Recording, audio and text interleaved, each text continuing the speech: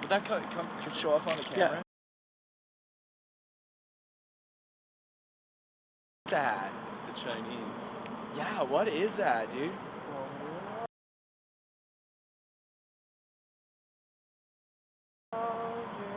Rand, what is this? What is this? New Mexico? What is this? Arizona? No, it's H-Town. What's the sock for? It helps the vibration.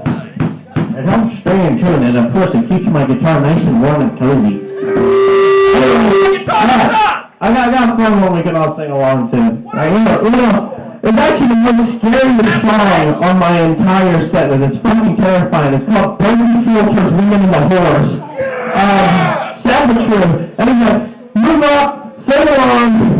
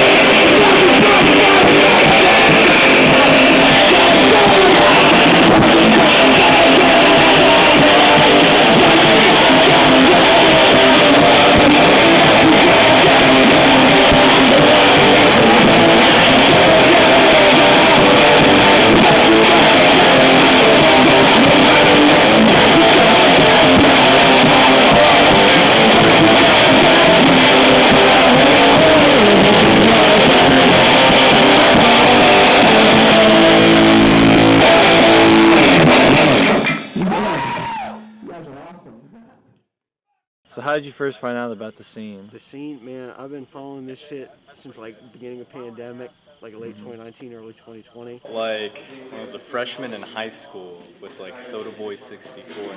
My boy in a Jew costume somewhere over here turned me on to cross socks. No.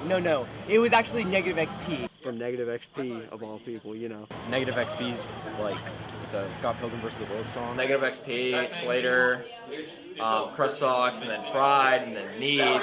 It was originally when he was releasing like the shooter things, and I heard like people talking about like this band called like School Shooter.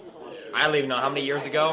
And then I got into like Jezebel Gabergably and y'all are playing. Really resonated with me because I was really mad at my mom at the time. I was fat.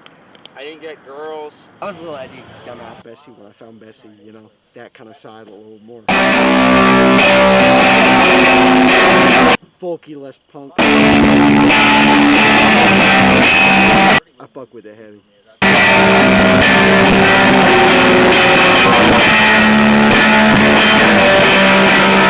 Yeah, I've been into it ever since. Mm-hmm. And who would you say is your favorite artist in the scene? In the scene, Yeller Hornet.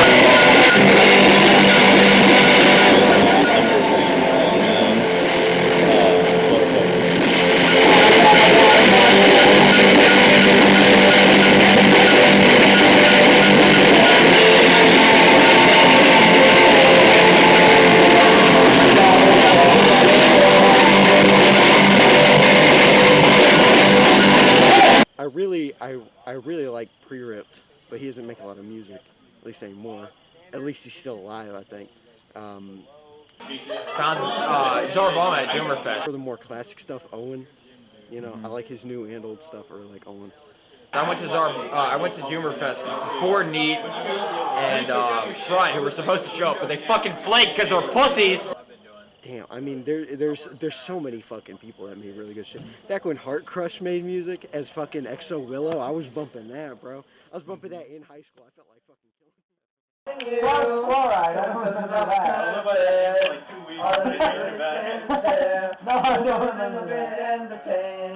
Got a lot of wins and nothing to gain. Wish I was so negative. Wish I was so negative.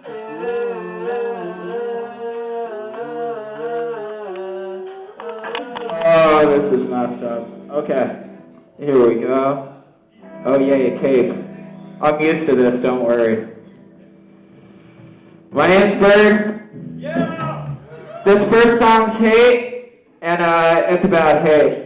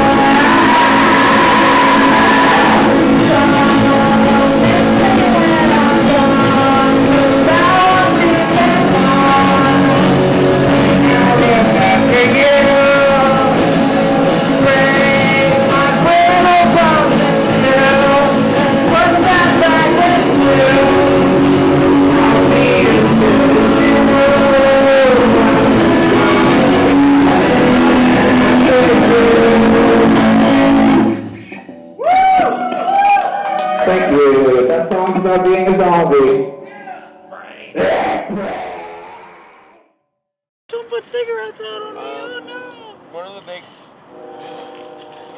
Out! Yeah, cause like I already got a lot of pussy. Well, you know, like I saw. Damn, that's even worse with a stick. I already got a lot of pussy, but like, I wanted more. And like, what do girls like more than a guy who plays guitar? The guy who plays guitar and sings about. Not getting pussy. I like read somewhere online that girls fucking love guys who don't get pussy. Is that what you appreciate about the scene? I like pussy. Yeah, you I like. like pussy. I love pussy. I like when green-haired girl number 5 asks to take a picture with me. Uh-huh. Just Stop kidding. tweeting tonight. Was it? Yeah. That's what came to mind. Sorry, that was rude. I love women. That's why I'm in the scene, actually.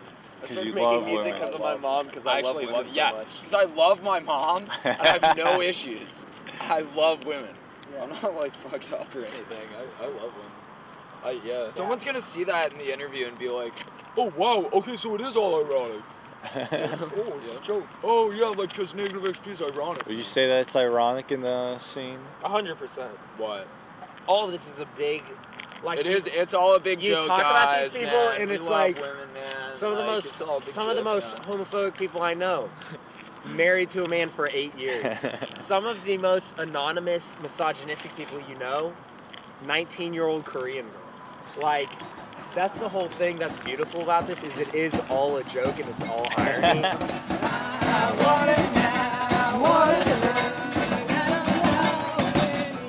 First big show in the scene was virginfest. I want to know what was your expectations before going in? Did it differ in any way from how it played out? I expected it was going to be retarded. And it was really retarded. and, So it met your expectations. yeah. And, yeah. I mean, but it was retarded and there were faggots, so.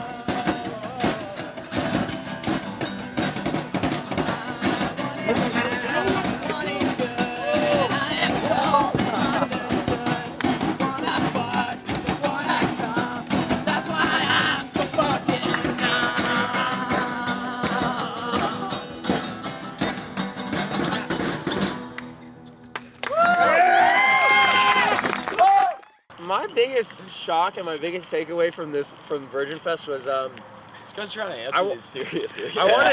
my biggest takeaway was I wanted to play in a tattoo shop because I thought that would have been really badass. Because I was 18, I was like, I want to play in a tattoo shop, and then we played in a park. I'm still a little bit mad about that. True. I wanted to play in a tattoo shop. The park is gone now. It's destroyed. And the tattoo shop had They destroyed it. they had And shower Insta, curtains. pilgrimage They had shower curtains hanging up of anime little girls, naked little anime girls, which I thought was weird. And half the people at virginfest, seriously, like out of the 100 people who came, like I think 39% of them are convicted pedophiles now. 100% of them? 39. 39. Give or take. Yeah. All right.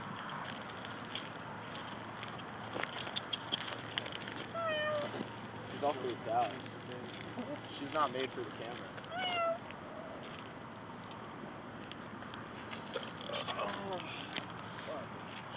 Okay, I guess we should get back and go into this battle. One of the biggest hurdles early on in the scene was with doing shows. It's common for venue owners to get calls from people and have I them think it was cancel. really easy, actually. I don't think that was a hurdle at all. Oh, yeah? Yeah, no, it's cool because those hurdles are over now, and now I play shows all over the place, and I make a lot of money. It's super easy. Like I make money all the time. I play like a lot of I local get a lot of shows. pussy too.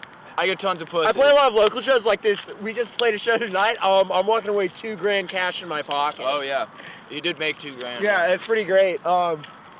And like I'm getting flown out by venues. Like, oh yeah, yeah. I'm They not, did fly us out. Like here, yeah, like both not of us, yeah. opening. Like no, it's going great.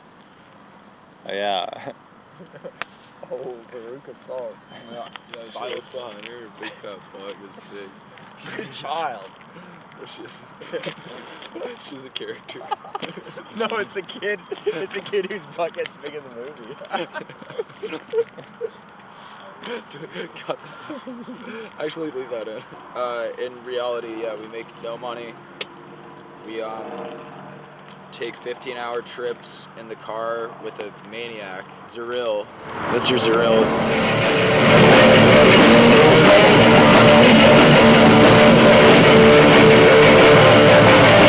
If he doesn't have a trailer attached to his car, forcing him to go 50 miles an hour, then you don't want to ride through the Smoky Mountains with him, or the Appalachians.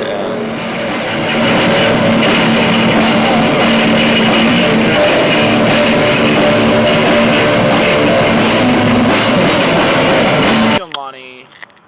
I take a lot of time out of my day. I don't have a job. I make all my money from music, which is enough because I live with my parents.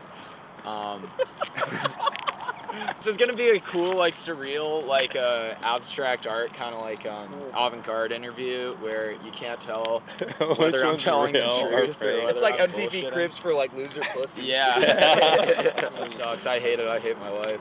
I hate making music too. I hate all of you. You guys are fucking gay. No, not really though, because it does make it worth it. I like it a lot. It's super fun, and I like the people that show up.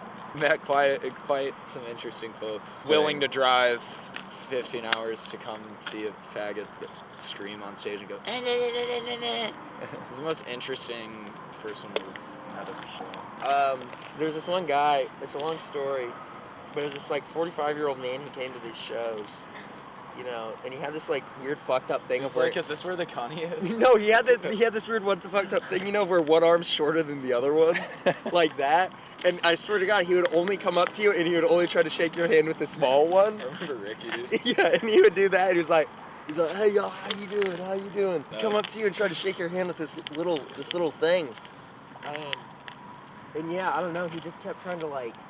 He'd be like touching up on you while you play and stuff, and he'd be like, "I'm not bad, man. I'm just moshing. I'm just moshing." We usually don't have like stages. Yeah, like we play on the ground, like at like battered Chestwood women's Park, shelters, Atlanta. Yeah, like yeah, soup that's kitchens, it. battered women's shelters, like This was probably abortion one of the clinics, soup like kitchen shows. like stuff like that. Like we're playing in the gravel pit of the abortion clinic, dude. Yeah. Like like The needle pit. Yeah, The Buffalo. fetus pit. You know, like Buffalo Bills, like thing where he kept all the girls in there. That's like where we're playing. We're playing at the hole. Yeah, We got to put on lotion before we play.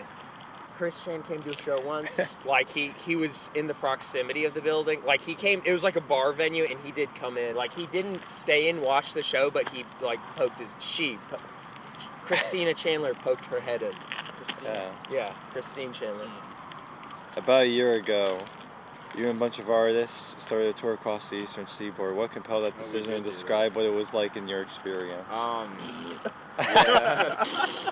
oh, my ass!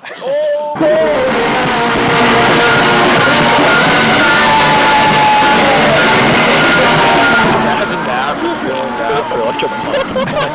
It's really cold, and you have to eat rice and beans. Yeah, you're in like a water park bathroom. You have to top that for a month straight.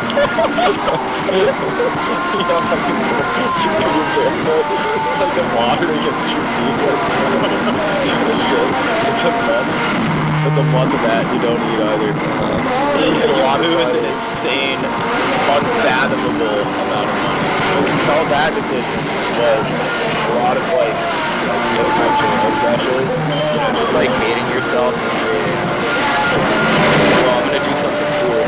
Then your idea of doing something cool is riding a smelly ass fucked up trailer with a psychopath halfway across the Eastern Seaboard, or all across the entire Eastern Seaboard, losing all your money, fucking couch surfing on your buddy's couch that you're on the tour with for like 3 months, buying a car there and like crashing it as soon as you get it home, like losing all your money, losing a lot of money, money I don't have, money that I'll never have. Yeah, all in all, probably the best time of my life.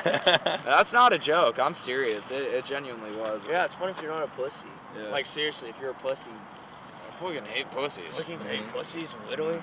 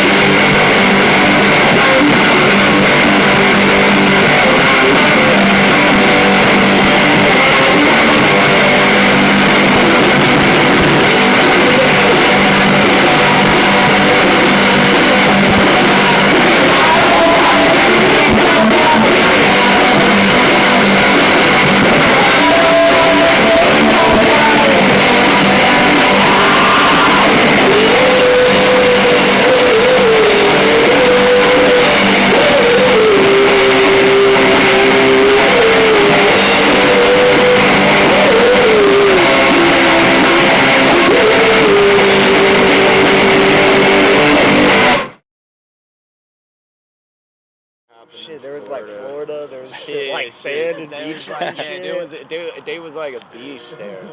Like, There was a beach. We went to Virginia, and there was another beach there. we went to Tennessee, and there's a random gay guy there with an ascot. Who was tying people's shoes and getting the water. Yeah, You're so beautiful. Like getting them water and stuff and calling them pretty. He was like, he had no idea who any of us were. Yeah, and then like meanwhile everybody else is in like camo pants and big boots stomping on the floor with their shirts off and shit. We have like the bartender fucking screaming at us to turn the music down. Then we leave and like certain someone is like, no, I actually thought that guy was cool. Fuck you. You know who you are. Fuck that guy. That guy in let me call him out, Bristol, Tennessee. What was it called? The venue. I don't know, some shitty. It was retarded. It was like a beer garden. It was like IPAs and shit. I had no idea that it was that faggy. It was big, bright, white, fucking neon fluorescent lights. Like, fucking retarded bullshit. I fucking hated that show. Well, I mean, it was a good show, but, you know, I hated everything else. All these shows are good shows, but I hate everything outside of it. We went to West Virginia, up into the Appalachians.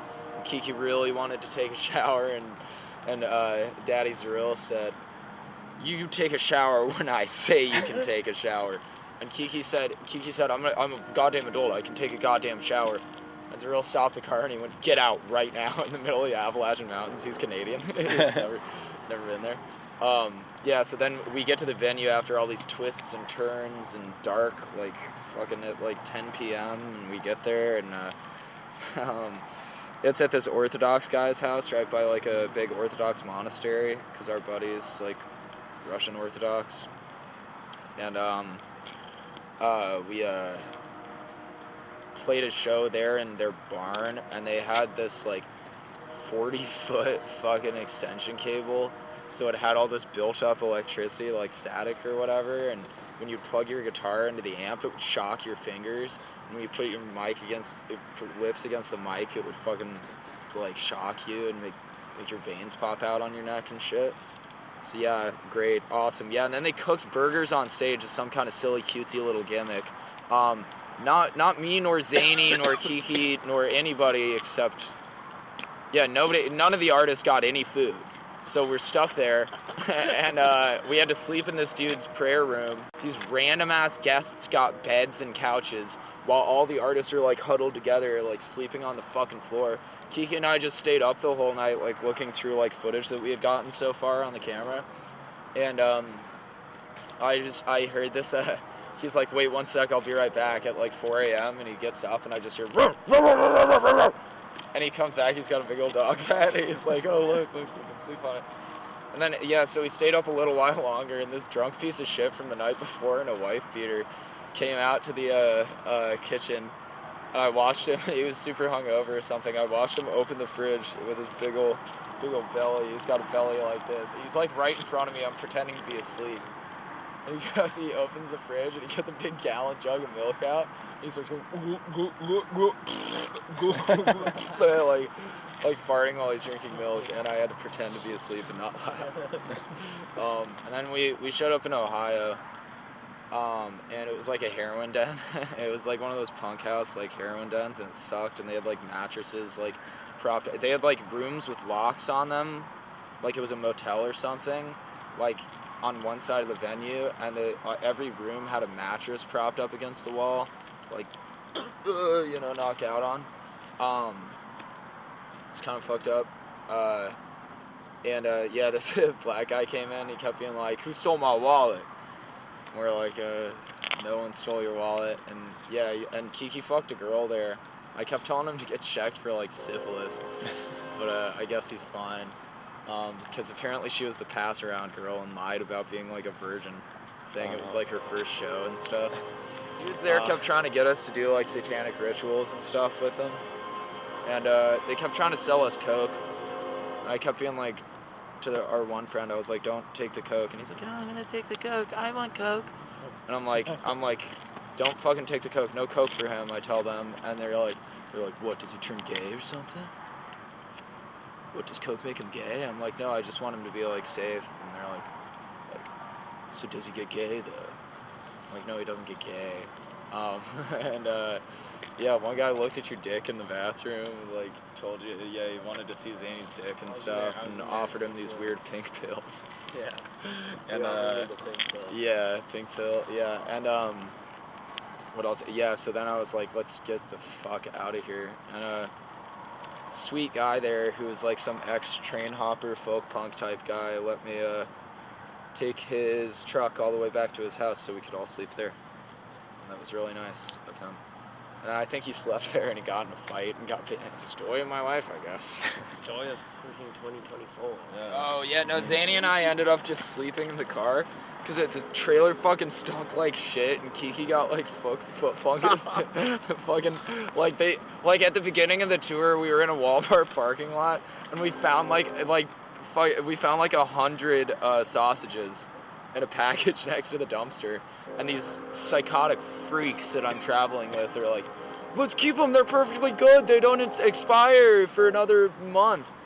And they kept them in the trailer. I'm pretty sure they went bad in the fridge of the trailer because there's no way that shit's keeping any meat cold enough, you know, for a month.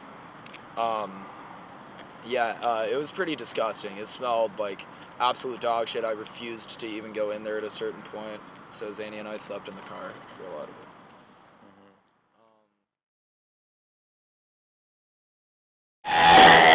I feel like throwing up, guys. I'm gonna throw up all over the crowd.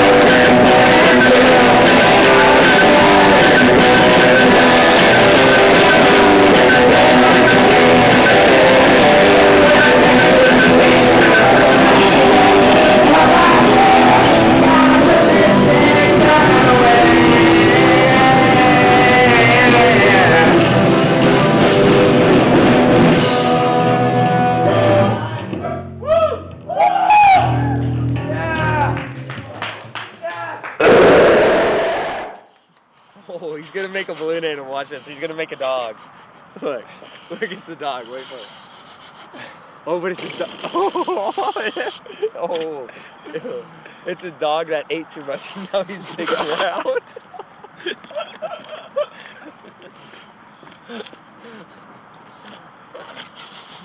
It's okay, you can get it this time.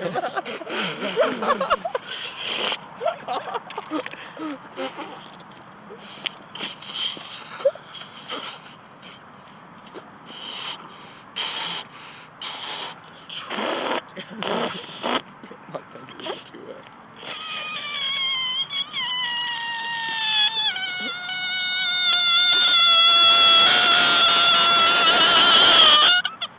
That was cool. Oh, it didn't do it. My house was kind of like the pit stop at the beginning of the tour, and then everyone afterwards. And whenever you have like 7 or 8 guys staying in your house, your furniture just kind of stinks like asshole and cum. And you know, if it's your own furniture and it stinks like your asshole and your cum, it's kind of like whatever, who cares? But whenever it's like these people that A, you've never met before, or B, you've only talked to over the internet, and now your furniture stinks of their asshole and cum, it makes you want to get rid of all of your furniture. He's talking about me, by the way. No, he's alright. He can stink up my furniture as much as he wants. I had a dog at the beginning of the tour at my house, and when I came back, I forgot about Laddie. He was just gone. I'm not even being like a bad owner. It was a friend of a friend who was supposed to be taking care of him, didn't, so you know, went on the tour with the dog. I can't believe I left the house. completely forgot about the dog. You remember you met him? He was a sweetheart Yeah, when he we was first such a met him. sweet Yeah. dog. So that was very sad, sucks. and yeah, that sucked. But besides that, good tour, fun time. Not much to add besides a couple guys can stink up a trailer real bad. Oh, yeah. But yeah, I don't know. I printed merch for everybody at my house for like 2 days. I printed everybody's shirts, and half of them got fucked up in the trailer. Yeah, that was fun. That was one of my All of my favorite shit in the parts. trailer got turned upside down, and people just Yeah. walked on it. Yeah, people walked on it. Yeah, well, because that gives a character, right? Like when your fucking shirt that you want to like sell for $20 has a big fat fucking mud print boot on the front of it and fucking like shit droppings, and like I don't even know what that was. I would assume it's the juice from the sausages. I think it was. I think it was leaking the out of grease the splatter. fucking fridge. Yeah, Oh my god. It was something fucking like that. vile. Yeah. So yeah, that was great. That was awesome. Yeah. I will say this: we're talking all this shit, but it Yeah, was. we sound bitter about it was like but one of the no, best. It was but like the best awesome. time of my Yeah, life. it's my favorite Like, time of my life so far. It really. It was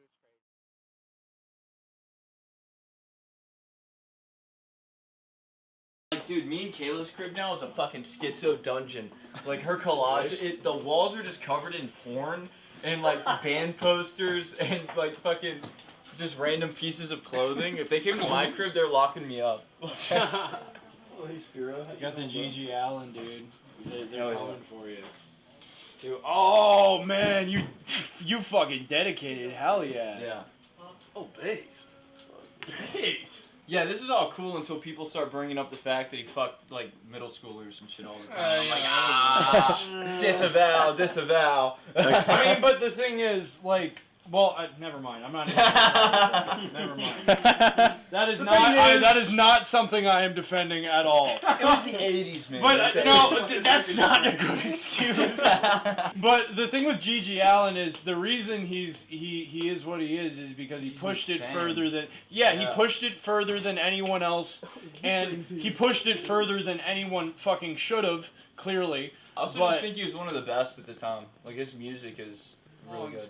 His music sounds like especially like misanthropic and hateful. Yeah. Like no one's able to capture that as good as him. Like, because he was about that. That's who he was. Grew up and his dad was like insane and named him fucking Jesus. And like beat the shit out of him and stuff like that. It's like that's the kind of it's also a kind of lesson in like that's what shit like that creates, you know. G.G. Allen at the end of the day is like a public example of how of the effects of that kind of physical abuse on a child, like genuine. That kind of thing and like the social rejection and all that made him who he was. Yeah. And not defending his actions, but like no matter which way you look at it, he was a product of his environment, unfortunately.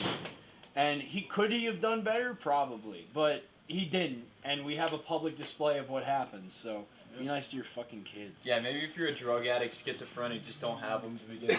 Yeah, that's a good idea. That's kind of smart. Yeah, G.G. Allen, the true moral of the story is we have to sterilize drug addicts and get the... Sterilize? Yeah. Forced Man, eugenics. don't do that to me, bro. You can't be doing that. But what qualifies as an egg? In your eyes, if you were in Are you talking about like fucking the guys Tucker Carlson was talking about? Up crystal meth until your veins are collapsed. Okay, yeah, that's you know what? Track marks and got like every type of hepatitis. You know, that's not probably shouldn't be. That's not me. So go on ahead. It's fine. If you can't feed them, don't breed them. Gonna go out of whack. Really fucked up.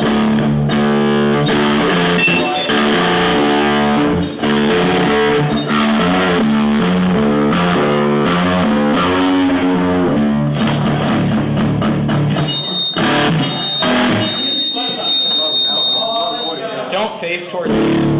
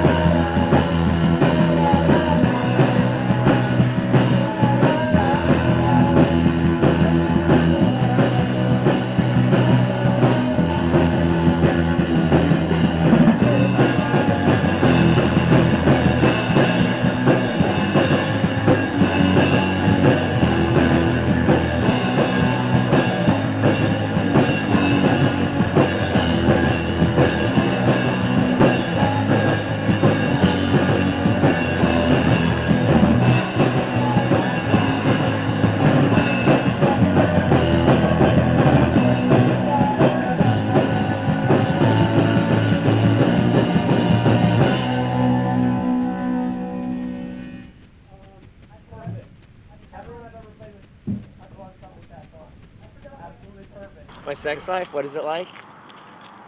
Let me explain it in 3 words. Built for speed.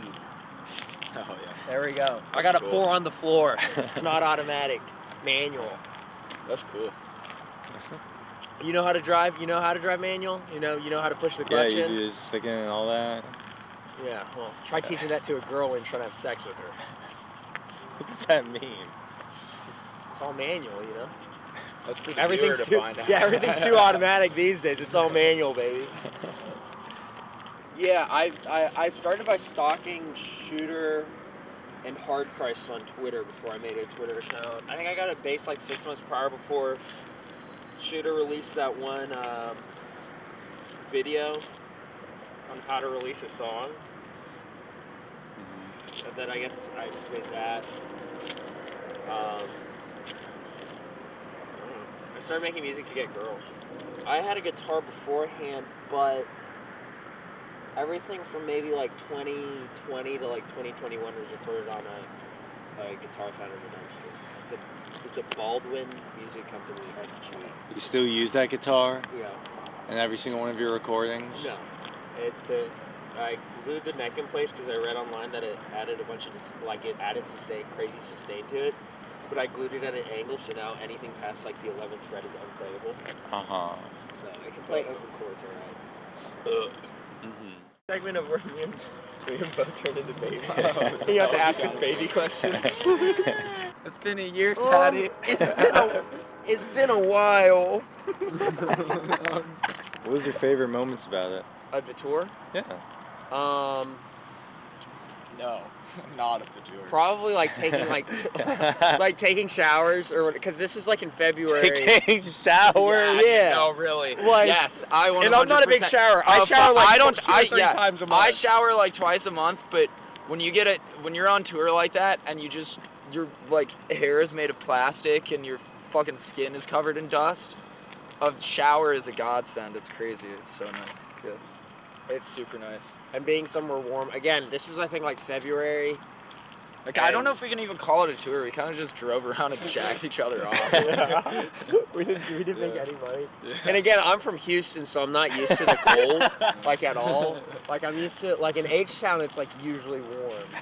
Like we get like our like like we lose like power sometimes, and like sometimes shit like freezes over, but like it's nice. Like you got the beach here. Like people from Dallas get it a little colder, but anyway, Yeah, I digress. I hear the Houston beaches are really nice, especially this time of year. But like Galveston, I hear it's really nice. Yeah, it is. I've heard nothing but good things about it. Yeah, I need to show you. yeah, Like next time you're down here, I'll show you. But so I wasn't used to the cold, and we're going up north and all this shit, and I don't have heavy jackets because, again, Houston, I don't have to have heavy jackets for the wintertime. So yeah, favorite part, eating real food.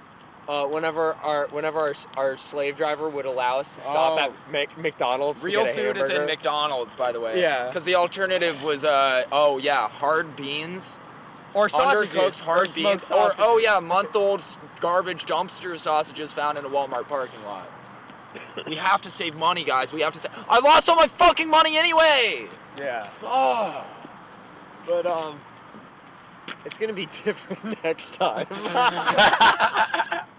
Mask thing come from? The mask Yeah, thing? making masks. It started out with a leather mask I made out of a sofa that my brother bought at a thrift store so he could cut up for the leather. I made the first one out of leather because COVID happened, and I was like, "You're gonna make me wear a mask? I'm gonna wear one made out of leather." I was like, "Gimp mask looks cool," but I was 16 and I can buy one from a sex shop, and also it's like, it's played out. So I made my own out of leather, except with no mouth. I posted it on the internet. It got a bunch of likes. And from then, I think it's fun to make masks. I think they're fun and they look cool. And they got lots of likes because that's all I care about is likes and money and followers and subscribers and listeners. True that. And if you're going to be an artist, that's what it's about. That is what because it's about. Michelangelo... You'll quickly find that out that all that matters is streams, monthly listeners. Yeah. If Michelangelo DiCardio could have been around today, he would have been fucking saying, "Hit that little bell if y'all trying to see the 17th chapel." So, you know, being an artist is all about tricking stupid people with daddy's money. Family man. Family man. Yeah. You gotta get daddy's money through their little daughters and sons, family man. I think with the scene, everybody's either like really rich or really poor. Yeah. That's kind of weird. I don't know. Maybe that's common. I mean, I'm not really rich. People go. My parents aren't like rich or anything. But I am poor. Myself. I'm very poor. My family is poor. I have poor hygiene. I have poor eyesight. I have. He's poor through and through. I'm poor. This dude's a little bit of white treasure. Yeah. I am. Hey, I don't live in a double wide though. No hate to people with double wides. Most of my friends that live in double wides, their double wides are nicer than my house. You do live in a permanent, foundational. It's true. You can't house. You can't repo my house. Yeah. You can't. I like tying girls up, and then I get two metal garbage can lids, and I go poing, oing, oing, oing, oing on their heads, and they go, and their head gets flat like a pancake. I like dropping pianos on girls. Yeah, what I do is I get girls, like it's like a sex thing. I get girls heading really fast towards a wall where I paint a tunnel on it, and then they run into the wall, and then they smash flat like a pancake. They flat and they flatten out, and they go woo. Yeah, they go. Yeah, I like the bomb though. Yeah. Drop a big acme bomb. Yeah, the on big their acme forehead. bomb. Yeah. Or I like putting a bunch of dynamite underneath them and then pressing the big punch and they go kaboom. Yeah. I like being a tiny. I like being a tiny and growing big in their tummy, making them explode. Most of my fetishes end with the woman dying and possibly me dying as well. In a sort of expansion. sort of expansion, like there's a lot of growth, there's a lot of shrinkage. It's real highbrow shit. It's really you guys go to college? Yeah. I'm blowing your mind right now. Unless you're an economist, we're giving you a I don't crash think course. You get it. Yeah. Look up inflation on Google. Look up inflation death. Yeah. Inflation Look death. up saline. We learned a lot about America. Look up saline testicle injections. Saline testicle injections. You thought you have big balls? Wait till you see these old gentlemen with their saline-filled testicles. His music in the scene. In this scene or in the industry in this scene? I think you making it yourself on your laptop, like in your room. Yeah, it sounds faggy to say, but it's very DIY. Yeah, like you hand draw shirts. I stole that from you recently. Every song I've ever made is just on my laptop in my room. You know. I think people like that. I think it's also apparent when you show up to the shows and we have no planning and everything sucks. You know. But I think people like that.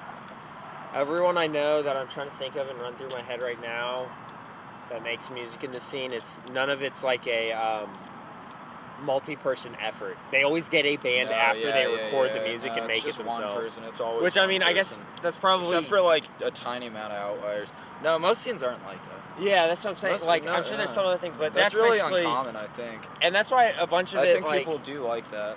That's why a lot of people like it. Is like, you know, that's why I started making it. It is very accessible, you know, and it's not going to be good. 80% of it is dog shit. Yeah. You know, and if you're making music now, it's probably going to be That's dog shit. That's a low number. 80%. You have no idea. Yeah. It's all dog shit, you know, unless you get lucky. And you got handpicked to be on MSG1. That's right. I've been around. Handpicked. Messaged me to be on MSG1. I would straight up say 98% of it is unlistenable garbage. And it will be seen as that in the future. But a little amount of it it'll be remembered. But keep trying. Because if it's good, then it'll mean something. I'm a 98%er. And if not, it's still like, it's like a hobby and that's good. It's better than jacking off all day. Yeah. Even if your song sucks Smoking weed. Yeah. It's a lot better than, I'm gonna jerk off to Pokemon's armpits and hit this, look dude, gravity bomb. Oh, I'm so high. That's life. Oh, yeah.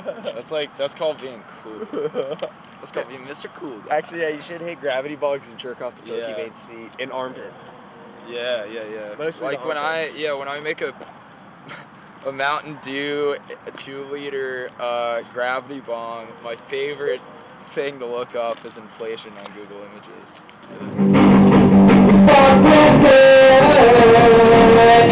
make it hurt.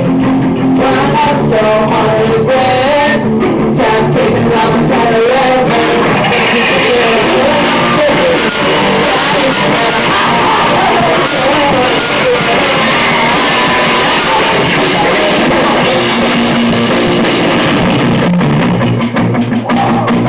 Here she comes, looking alive.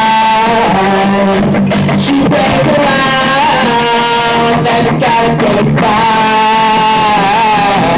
But I'm gonna teach you wrong, so I'm gonna just let me go. Cause you feel it.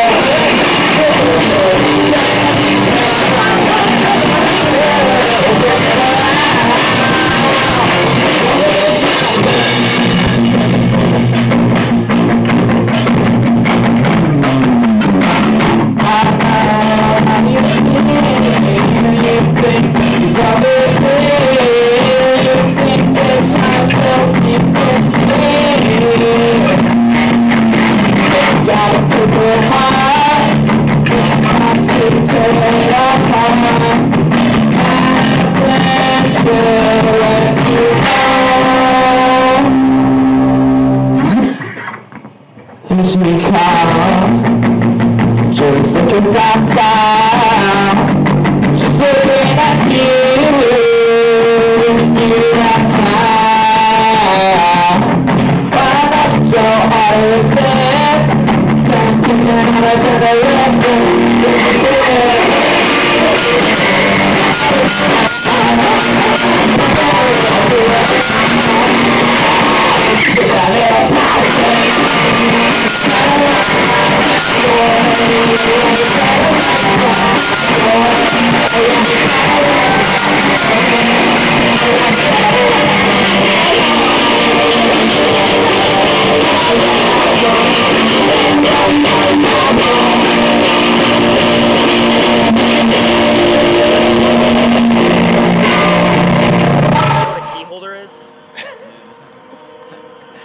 You would know.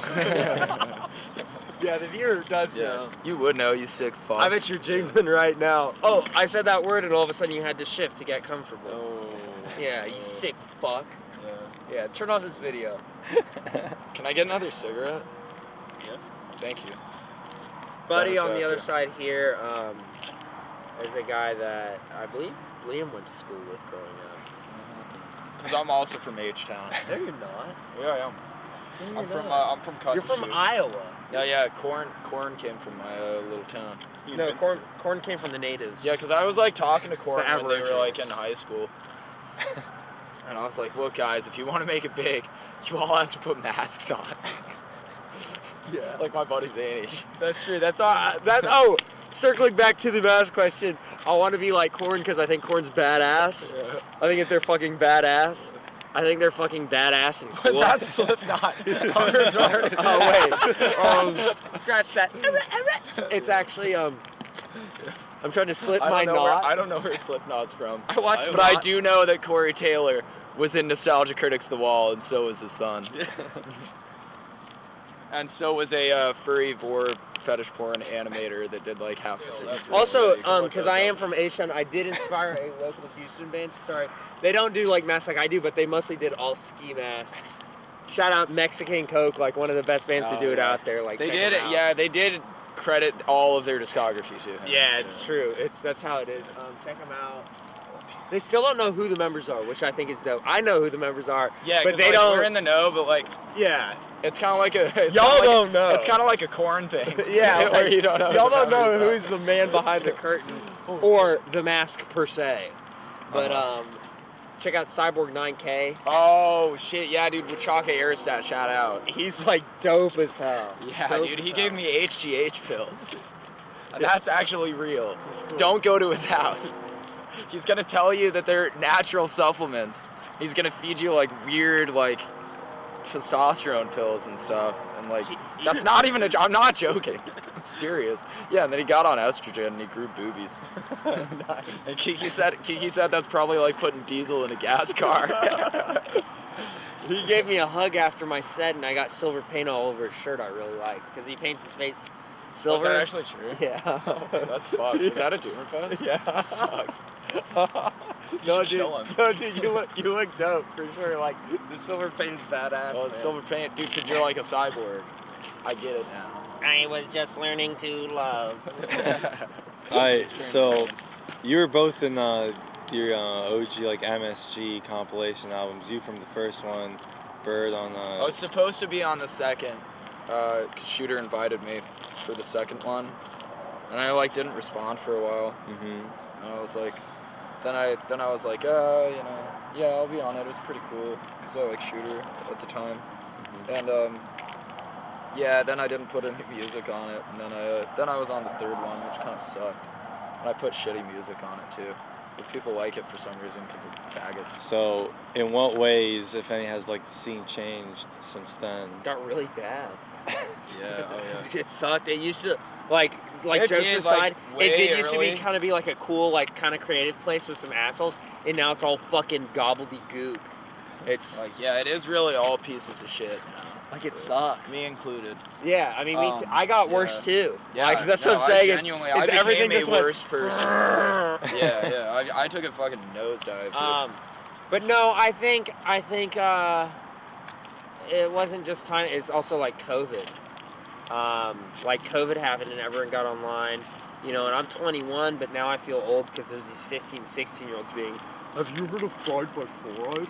I don't know. I think it's also just more prevalent. Like, I think rap's going out, rock, guitar music is coming in, so you have a broader fan base. It's so easy to learn how to record shit on your computer now and do it There is a yourself. very low barrier to entry, Yeah. which led to a lot of this stuff becoming very oversaturated. So I'm glad we got in on the ground floor. Yeah, and we're doing it kind of like a meme coin. Yeah, that's why you also need to invest in Yeah, Pepe. no, yeah, you need pig. Yeah, pig. Pig. Yeah, pig. Pig Pig soul. Pig Pig on soul, on the pig- Solana pig on blockchain. Sol? Yeah, pig. Is Look that up what- pig. Yeah. I don't know. There's a couple people that have come out of the scene now that I like, but it's to the point of where people were ripping off Shooter initially, and then people were ripping off the rip-offs of Shooter, and now you're like 6 rip-offs down the line of where it's like this weird bastardization of where I don't think know. that's just kind of how a lot of genres But develop. yeah, that's just how it goes. So Yeah. it's like I'm just being an asshole. I'm just being pretentious. Because you never ripped off Shooter.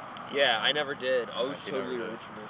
Me neither. I never did. I was like Yeah. totally original, and I've never done that before.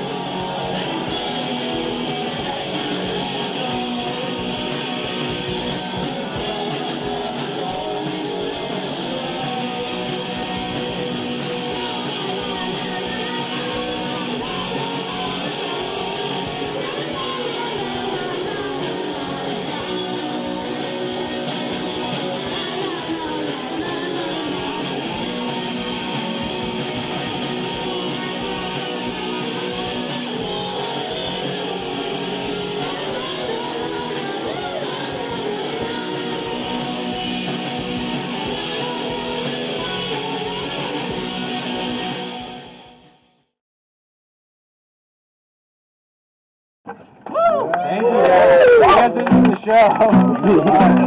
I got it. Yo, what up? Get the fucking light over here. Listen, the documentary, this is the best part. If you say anything before this, just forget it. After this, you can hit the fucking fast forward button. What's up? Explain the story of today.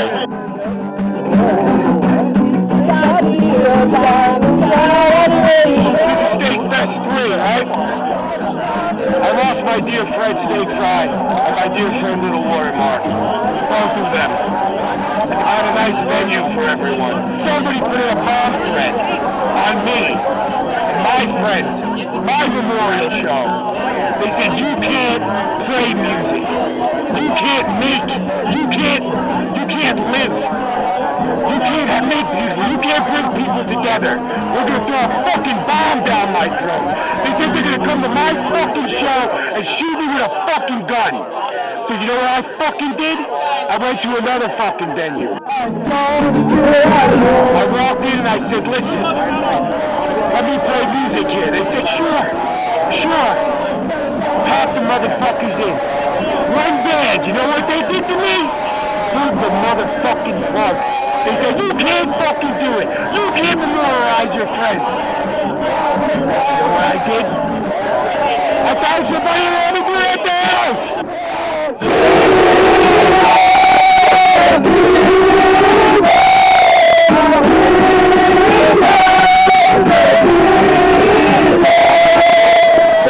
Named if we've thrown shows before, but sometimes as we've thrown shows before, you go, oh, it's in the gutter, it's in the toilet, go home. But with Danny Boy, you go, everyone calm down, go get another drink, smoke a cigarette, it's Danny Boy, he's on the case, and then here we are. So no matter what they fucking tell you, they tell you no, if you believe in that shit, you say fucking yes.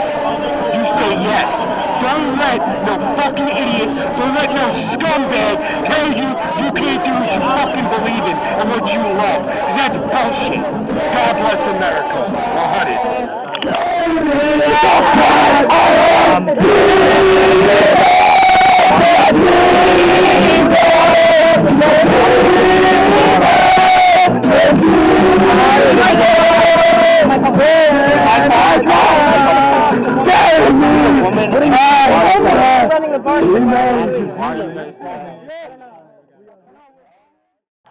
So, how was the show last night? Freaking awesome. Complicated, but awesome. We had a venue lined up with the Knights of Columbus. Dangle really pulled in. He came through with that. It was a nice area, but I guess somebody called it a bomb threat.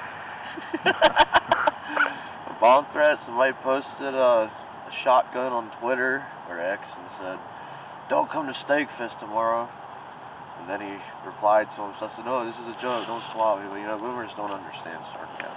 We went to the Appalachian Trail, and we realized that was federal land. So we couldn't set our generators up, we couldn't have a fire, so we got out of there. And then we went, we went all over the place now I'm thinking about it. Then we went to a bar. Dangle found, we were going to go to Fool's Airbnb. The cops are going to come. Yeah. They're coming. The cops are going to come. Decided not to do that because it's in the middle of town. And then we went to a bar and we got the rack set. That was sick.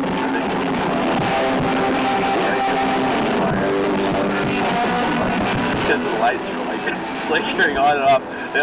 They were trying to be nice about it. There was a guy back there, I guarantee he was doing his breaker. We gotta get him out of here. We gotta get him out of here. And I mean, they probably figured out we got bombed at the last venue. So then, fourth one, perfect. This guy comes up to me. He's like, "Hey," his name's Lazarus. Him and his family. Oh my gosh, awesome people. He goes up to me and he goes, "You know, maybe we could do Steakfest on my property next year. You know, I live like 45, 50 minutes away." And I was like, "What's stopping us from doing it tonight?" No, not here. No. The answer is yes. Motherfuckers, and Steakfest 3. Yeah, let me ask my dad. His dad was there. And then like, yeah, sure. So we all convoyed there, and that was it. That was the spot. That was perfect. Lots of land. He even had a stage, had a fire pit, and it was going all night. It was great. There was like at least 100 people there. So, that was awesome. Going slap victim, I appreciate that so much. Move a little bit closer, move a little bit closer. So the dudes have this position where they run around in a circle when they mosh. We should do the same thing. But here! So run around in opposite circle.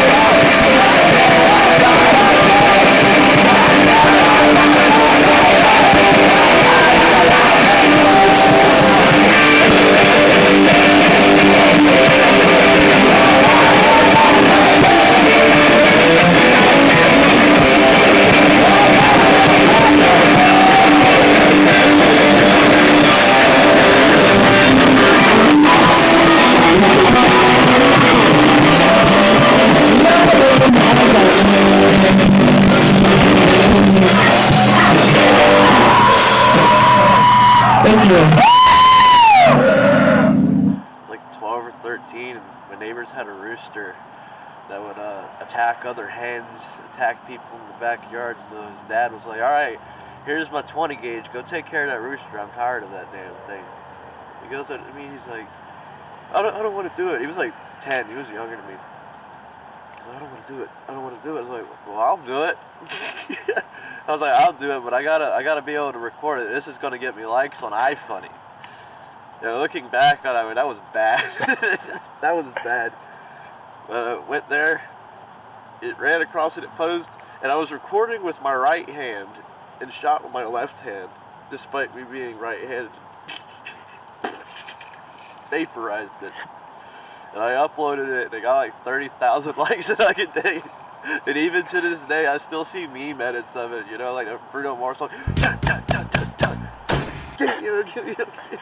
It's so funny. It kind of haunts me in a way. I was already making music for iFunny. I was Lord Jeff or Jeff Todd Fisher back in the day, and I was making meme music, getting me likes, and people kept spamming like, you need to like listen to Negative XP. You need to hang out with Negative XP. I was like, who is this? I listened to his music. I was like, oh, this is cool. Followed him on Instagram, and then I discovered there was a whole scene. So I started posting on Instagram, and people started following me. And I guess it was all downhill from there. How would you define the scene? What differentiates it from other scenes? Is there any difference? Well, I'd say it's internet-based. That's the biggest thing that sticks out. You know, all of us are from different parts of the country. We even have people that come from other countries to these shows, and we have one thing in common. We're all basically chronically online. And there's you know, there's different political beliefs. There's a lot of right-wingers. I'd say it's predominantly right-wing, but we're all online, and we all come together, and we throw these shows in the most random places, and you don't see unity like that with other scenes, I don't think. Your first show in the scene was at Massacre, right? Yeah. What was your expectations before going into it, and did it differ in any way from how it played out? Alright, so I'm going to start this one out. This is my first performance, by the way, so... To be honest with you, going into it, I had no clue whatsoever. I've never met up with people from online like I do, or even on Instagram, because at that point I had a decent following on Instagram. I've never met these people or anybody. Always had like a tight circle around me. So I went in very blind.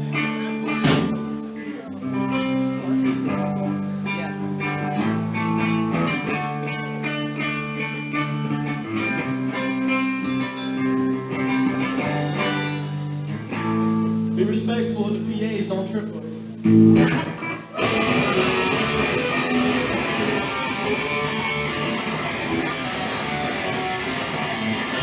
Very open expectation. Going there, when I first arrived, I met Surreal. And he's so eccentric, you know, I've never seen pictures of him or anything. That he offers to carry my stuff. He's wearing a suit. That was my first person I ever met in the scene. I'm like, wow, this is gonna be cool. Freaking love that. And I walk in, and there was probably like 20 people there. And I see 3 people, and they're kind of, I assume they're together, they're standing like this. And I can see like my t-shirts that I made. They're wearing my t-shirts. So that was cool. You know, meeting Shooter, meeting everybody. It played out better than I thought it would. More people showed up than I thought, and we had a really, really good time.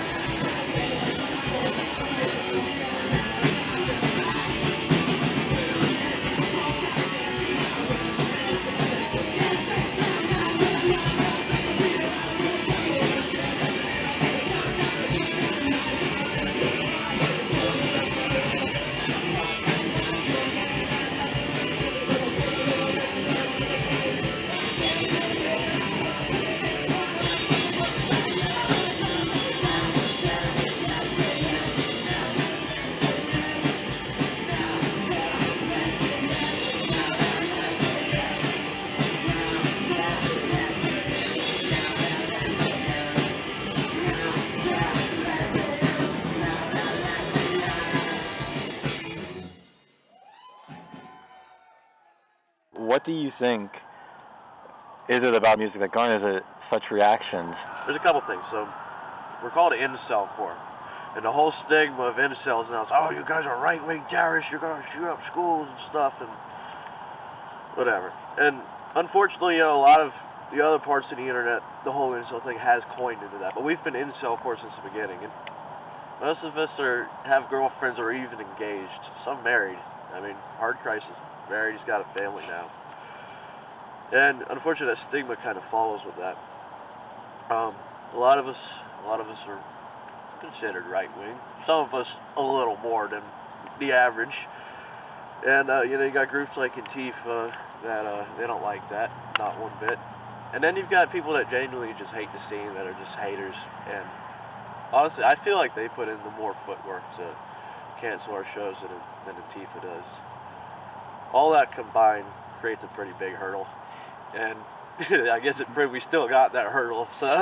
So in the past year or so, you've been open about your conversion to Orthodoxy. What prompted the conversion? How do you think it's influenced your music? You know, I was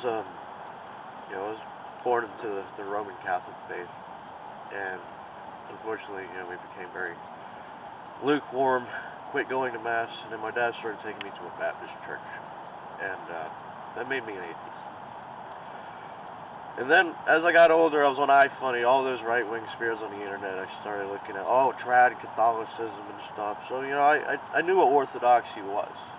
You know, I knew who the Orthodox were. You know, I would almost say a LARP about the TLM. You know, TLM's so based. You know, I would never go to Mass.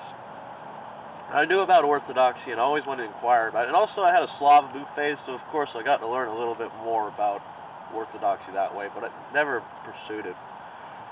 And I guess through the guidance of the Holy Spirit is the only way I can explain it. You know, I got that itch to go, but I didn't go initially. It was about a year that I was reading about Orthodoxy, but never went because I'm a social outcast. I've got social anxiety. It's so hard for me to show up somewhere like that, especially after going to a Baptist church for a couple of years. You know, there's a lot of gossip, and that's anywhere. But I didn't have that motivation until I witnessed my first Divine Liturgy, and that's when the fire ignited. But what pushed me to finally go was meeting who's my godfather now. I'm sorry.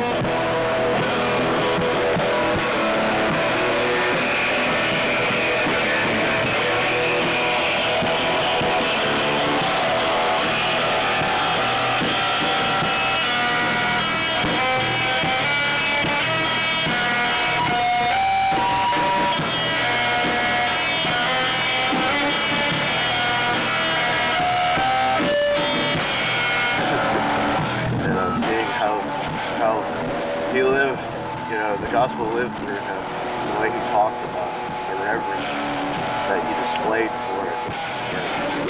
And even despite us being a bunch of punk rockers, right, we're playing shows, you know, we're drinking, you know, we're sinners. But still, I could see that. And I finally went. And reading the apostles, successors, saints, the early church, I was reading all their writings.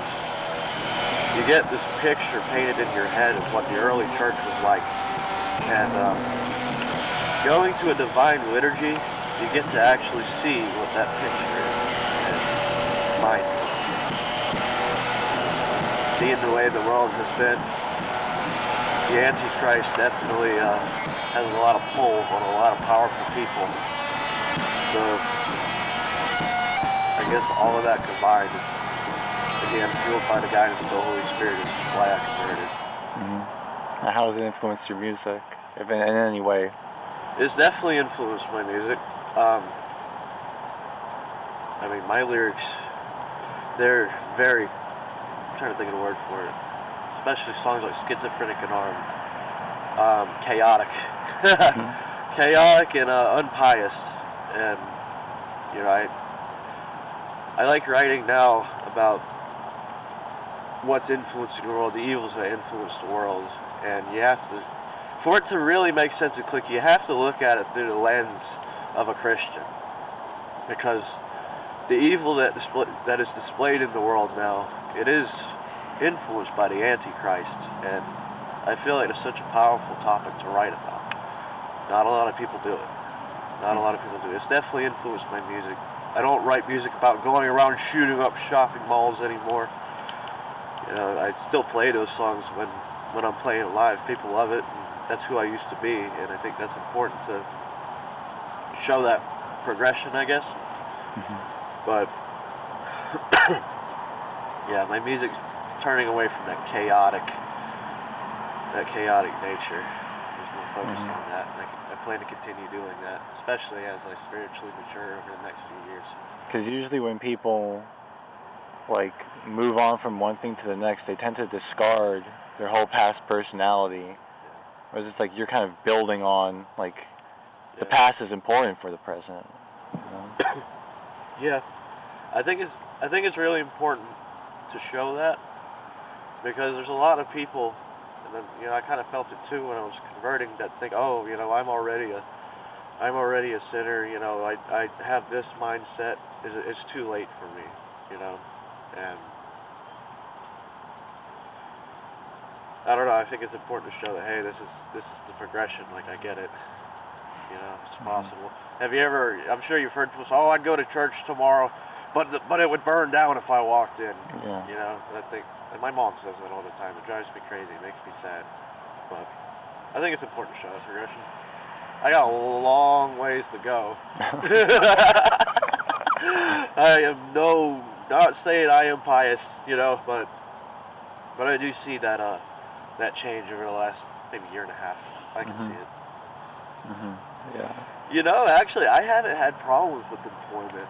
It's kind of funny. I'm very open about my music whenever I'm working, and I've had people like from my work and from church come to my shows. Like, it hasn't really affected me that bad. Not yet. Not yet. In the past, you've been visited by like FBI agents. What was it there that made it seem like it was so much of a threat to them? Yeah, it made me really paranoid. I'll talk about the first visit. You know, I think they said they had reports, so people reported me, and I'm pretty sure. Well, they actually did say it's because, you know, you're a pilot. You know, you've got a lot of responsibility on your hands, and we gotta check in on you. They asked me if I was schizophrenic, if I was planning to shoot something up, if I was taking medicine. I don't know. I think it's kind of standard. I think it's kind of standardized, but they thought I was a threat because of my aviation stuff and the influence I was gaining. And they tried coaching me, or, you know, trying to pretend to be a dad figure, like, hey, if you get a career 20 years down the line, if you're working for an airline for 10 years and they discover this stuff, they're going to fire you. We're just looking out for you. Whatever. But made me really scared for about a year and a half. I had a couple visits where they would like visit and ask me like, hey, you're still doing good? You're still not planning to shoot up a shopping mall? But yeah, they've cooled down. I've been visited by the FAA too, but that's because people have reported me and they have to. They seemed like they didn't care. Honestly, they were like, yeah, we just got to visit you. So, but it's whatever. 24, I think, was the first tour, like all around tour, right? Yeah. And you were there for a good chunk of that. Explain what the experience, stop by stop, what was that like? It was awesome. I was actually going in and out for the tour. I would go for a show, I would leave for a couple days at work, and then I would fly back out and somebody would pick me up. I'd ride with Zarel for a little bit. Yeah, it was chaotic, but it was really fun. It was like the stereotypical like rock and roll lifestyle. We're like sleeping in cars, we're out in the cold, brushing our teeth in the parking lot. Ohio and Indiana, those were so fun. Those were so fun.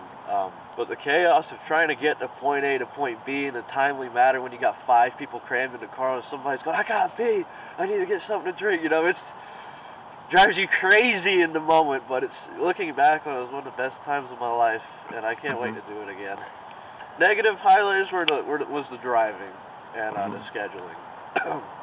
The highlights, I think one of my favorite moments was we were at, I think it was the evil crack house venue in Ohio. We went to that venue. They were super nice guys. Yeah, it was a punk house. They had a venue where you'd play, and then they had rooms for the bands that traveled to crash in. And then we go into the rooms. We have the mattress there. Everything looks good. Small little room. And then every room had the mattress that was against the wall. And I'm trying to remember if it was the real. Somebody else knew. We looked at each other. We're like, those who know, they had that mattress there for when people shot up and they fell over. They wouldn't drown in their vomit. They'd be, caught by the mattress. And that was the first red flag. The second red flag is when the venue owner was like, hey guys, I'm going to order an 8-ball. You want to kick in some money? And we're going to, we'll order an 8-ball. They're going to come deliver it. We're going to do this stuff. Kick in for it. We're going to get out of here. And they started getting aggressive, like, you guys are going to leave? What's going on? We had to kind of sneak out. We all ran to Zarel's car. We all loaded our stuff, and we left. And then I get a call. We get back to Basarian's friend's house. We get a call from Kiki. Kiki was still there. So everybody was a little nervous. We're like freaking out. Kiki's like, please come get me. My phone's dying. I love Kiki so much, but we went. It was me and Watermark that went to go get him. It started like raining. It was like ice rain, and we were driving like 80, 90 miles an hour, just hauling ass, and we were both like laughing our asses off because we were alive. We were so alive. And I remember we were just like howling, hauling ass on these curvy roads, and we went, and Kiki ran out from there, and he jumped in the car. He had to run from them. He jumps in the car and he goes, hey guys, thank you.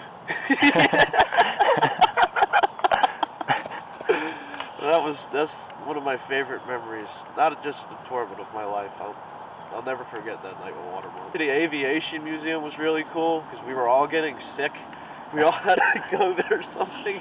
And as we were walking through the museum, we were there for like 2 hours, we just like deteriorated.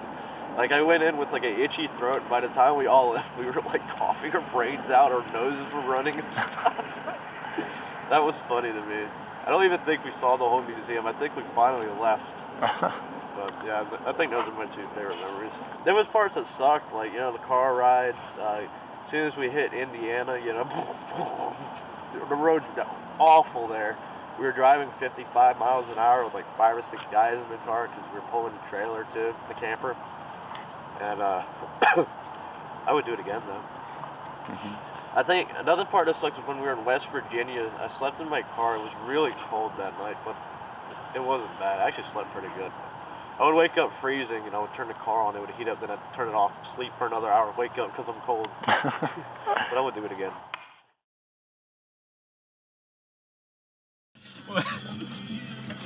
We're filling up a car to the brim to try to find things to put in the car.